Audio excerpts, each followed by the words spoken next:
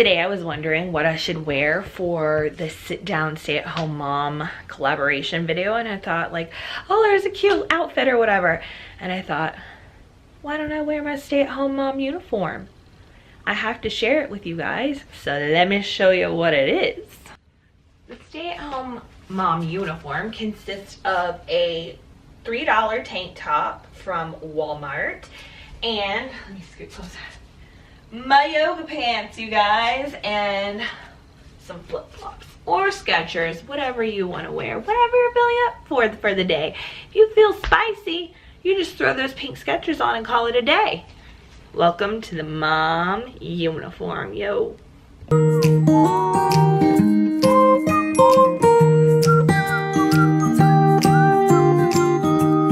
Hi everyone, welcome to my vlog, Buns and Pearls. If you're coming from another vlog, I hope you stick around. I usually talk about being a military wife, being a stay-at-home mom, going through IVF, and doing surrogacy. So those are usually what I talk about. I usually do it in vlog form. So yeah, I hope you come back and check out some of my different videos and vlogs that I do weekly. So yeah, welcome to my channel. As you can see in the title, today's tag is stay-at-home mom tag, and I've gotten a lot of these questions. This is a collaboration, so a lot of different stay-at-home moms are going to give you different perspectives on what they do versus what I do. So I think this is a good collaboration and I was excited to be a part of it. So let's get started. I'm sorry if I look down at my phone because there's a lot of questions and I didn't get to print it out, so I'm reading them off of my phone. Why did you decide to be a stay-at-home mom? I decided from the time my kids were born that I was just going to be a stay-at-home mom. My mom stayed home with us for a little while when I was little, and I really enjoyed that time.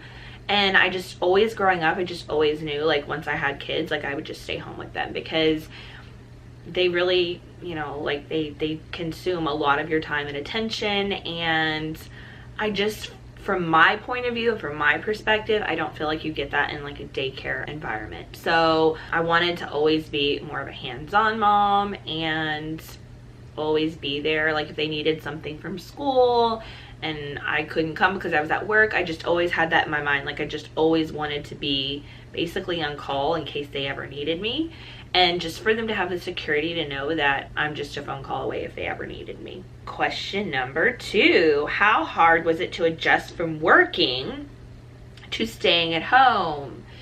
So I worked up until I was literally like 2 weeks out from delivering my first son. And while I enjoyed working, I enjoyed getting that adult time and adult conversation, I always just, again, wanted to stay at home. We did move since my husband is in the military. I quit work at the middle of September and my son was born late September, and then we moved early October. So we lived in Alaska and then we moved to Texas. So it was, I think because of that, it was an easier adjustment. Just moving to a new area, and the area that we moved to, my best friend lived there, but again, she didn't have kids, so I kind of had to make new friends. And it was very eye-opening how many women had successful careers and whatnot and chose to leave all that behind and focus on being a stay-at-home mom. So for me, the adjustment wasn't hard simply because we were moving. So yeah, I would say it wasn't that difficult for me, at least. How old are my children? I have 2 boys. My first son is 8. He just turned 8 in September. My second son is 5. So I've been a stay-at-home mom for 8 years. Is it time to retire yet? How hard is it to be home all day? When I had the kids staying at home with me all day, I feel like it was much easier, if that makes any sense. I would plan certain things for them to do during the day, and then we would have nap time, we have lunch, then we have either another nap time or another play date or whatever. So now my boys go to school full time. And yeah, I know what you guys are thinking, like, oh, now she has all this free time, she should be able to do whatever she wants to do. Yes and no. So really, my kids go to school for 6 hours, and I try to get some stuff done around the house, but it doesn't always like work out to plan. Like sometimes I can't do certain things within the time frame, or like I can only do certain things at certain times, and then I have to be back to pick the kids up from the bus. So yes and no. It's easier for me to schedule like doctor's appointments and stuff like that. Yes, that's definitely easier because then I don't have to take them along with me. But yeah, I mean, I think both ways you kind of, you know, it can be difficult. Do you have any mom friends? Are you part of any mom or play groups? I do have lots of mom friends. I always have. When my kids were first really little and small, I was a part of some play groups and really enjoyed a lot of them. The one thing nobody did tell me though is with mom groups comes drama. So just keep that in mind. You would think at, you know, somebody that's 20s and 30 years old would not have the drama, but they do. And the thing is the sad part of the matter is that they have all the time to like work up these like scenarios and like think in their minds like what, you know, like strategically they're gonna say. So playgroups are good and bad. I made friends through it, I made enemies through it, so there's good and there's bad. Currently I have a play group. It's mostly for like military kids though, and it's more for just, you know, since people come into the area every year, it's just more to like acquaint everybody with each other and like, hey, I have a 5-year-old, hey, I have an 8-year-old, just because military kids can get displaced a lot and they feel like they have no friends when they move to a new area. So I made the group so that it would be kind of a vessel for those kids to have like Insta friends, and for moms to have just Insta friends also, so that you know like, hey, I know that person, you know, in a place where you know nobody. So play groups are thumbs up, thumbs down. Just depends. It really just depends. Do you have a daily routine or go with the flow? So that just depends on what's going on for the day. Like if my kids have doctor's appointments, and obviously it's more structured. We do have our weekly appointments.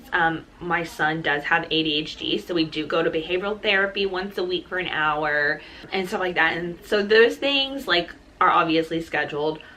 And we do, you know, as soon as they come home from school, 30 minutes later, we try to get their homework done and whatnot. So during the week, it's pretty scheduled. And then on, you know, the weekend, it's more like go with the flow. And yeah, it just seems to work out. My kids know the structure. So like every morning we wake up, we eat breakfast, we brush our teeth, like we get our backpacks, we wait for the bus. Like that's just how it goes. And I feel like having a schedule for the kids is obviously worth it. I don't have a routine at home for myself. I just go with the flow. Like while they're at school, like whatever needs to be done, I get it done. What's your cleaning schedule like? So this sounds crazy, you guys, but I usually clean on like Saturday or Sunday. I hate to clean. I literally hate to clean. It's the worst for me. And I feel like, you know, if you guys have ever seen those memes on Facebook where it's like cleaning your house during a tornado, like that's how I feel with my 2 boys.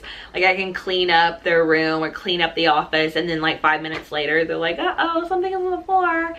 And of course I try to get them to pick it up, and sometimes they do pick it up, but then for me it's not mommy clean, you know, it's like kid clean. So of course I have to go back through and like clean it all up for them anyways. But yeah, I try to do it maybe once a week. I do some floor cleaning. I clean the bathrooms because boys' bathrooms are disgusting. Like no matter how often I clean them, it's just gross. The kitchen gets cleaned probably a couple times a week. And I mean like clean, like all the papers are off of the bar and everything. But yeah, like deep cleaning, usually like on a Saturday or Sunday. I don't like to do it whenever I'm just here by myself, because I try to fill that time like with going to appointments that I can't go to with the boys, or going to, if I don't want to go to the grocery store with the kids. Like I try to fill that time in there. And on Saturday and Sunday, their dad is home, so I can clean in peace.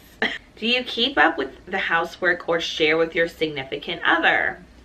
We all have a role in this house. So just so you guys know, if you're new to my channel, my parents live with me and Rodney and our 2 boys.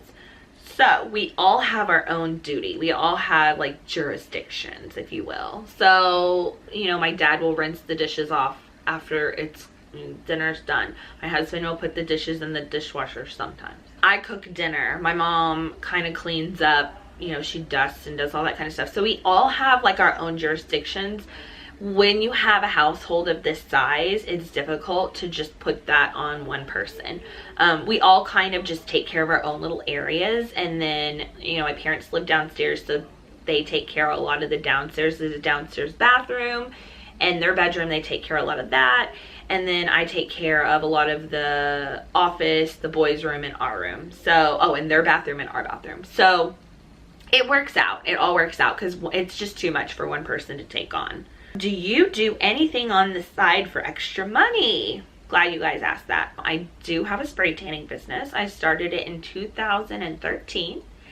And we have one here in Miami area where we live, and then also in Texas where we used to live. We have a lady that does spray tanning there, and we are mobile, so it was a very easy thing to get into. It's a very good business for being a stay-at-home mom because we can just work whenever we want. And when I say we, my mom also co-owns the business with me.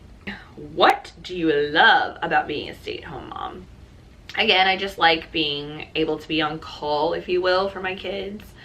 I like the fact that no matter what, like, they can just call me and I can be there. I can help with any school projects. I can help at the school if I want to. I can get things done without them during the day. Just those are the amazing benefits that I feel that, like, you know, like I said, again, a daycare system could not provide for my kids. What do you hate about being a stay-at-home mom? That I'm on call. The same thing that I love is the same thing that I hate. So my kids also know, like, they'll go to school and they'll say, oh, I have a headache. I need you to call my mom. And so we kind of had to nip that one in the bud because it was happening a lot with my older. He really doesn't like school anyways. So he's like, can you just call my mommy to come pick me up because I don't feel good. So he's like playing the card that he was sick all the time. Yeah, that's the number one thing. Or the teachers will text me like all the time. Like, what if I worked? What if I worked? What would you be doing? You wouldn't be calling me at work all the time. So I like it and I hate it in the same token. Like, that's one of the things.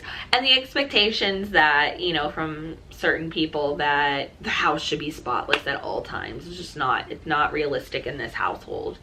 Did you always know you wanted to be a stay-at-home mom? Going back to what I said earlier, yes. Always, like, growing up, I just knew that once I had kids, I would stay at home. Like, that's just, it's non-negotiable. Like, that's just what it would be. Do you ever have me time? Yes. I do.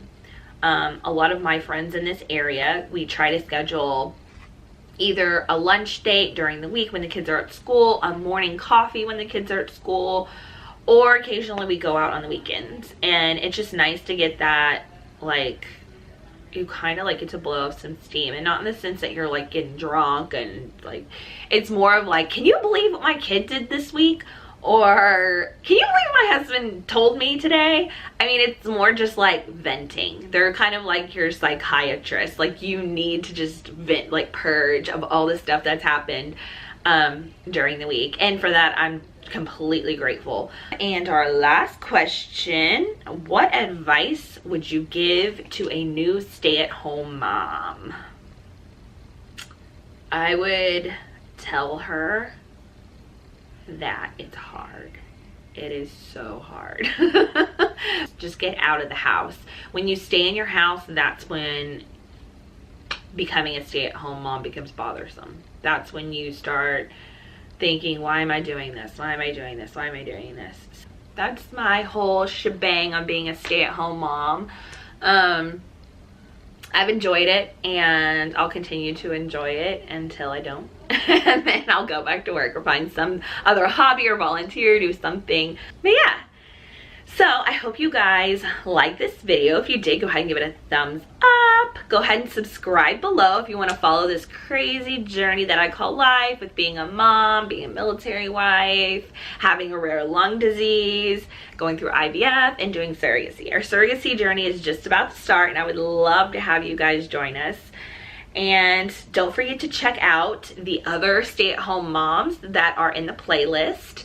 And let us know what you think. Let us know if you're a stay-at-home mom. Let us know what you do. We want to know your routine. We stay-at-home moms need to stick together, or else they'll just take over. They'll just take us over. All the kids and the husbands and everything will take us over. So we gotta stick tight, thick as thieves. Anyways, I will see you guys later, and have a great day, you guys. Bye.